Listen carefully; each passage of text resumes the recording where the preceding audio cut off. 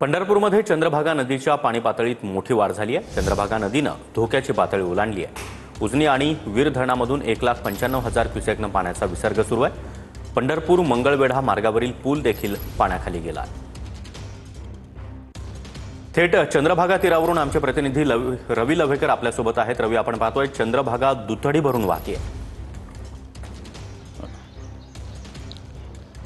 सागर बरोबर आहे। काल उजनी आणि वीर धरणातून सोडलेलं 1,95,000 क्युसेक्स पाणी आता पंढरपूरमध्ये दाखल होण्यास सुरुवात झालेली आहे। आपण जे आता बघतो ही चंद्रभागा कायमच संत गतीने वाहणारी आहे। मात्र आज जर आपण बघितलं तर ह्या चंद्रभागा नदीने रौद्र रूप देखील धारण केलेलं आपल्याला पाहायला मिळत आहे।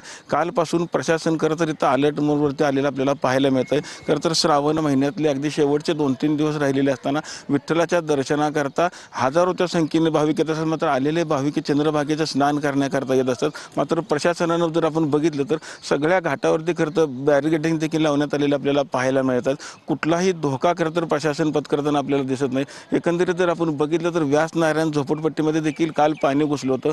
काल त्या भागातील जवळपास 100 कुटुंबांचं स्थलांतर करण्यात आलं होतं। मात्र काल रात्री ही जेव्हा पाण्याची पातळी वाढली त्यानंतर प्रशासन जवळपास 240 कुटुंबांचं देखील स्थलांतर केलेलं आपल्याला पाहायला मिळत आहे। नक्कीच रवी, त्यामुळे चंद्रभागा तीरावरील नागरिकांनी देखील काळजी घेणं गरजेचं आहे। धन्यवाद या माहितीसाठी।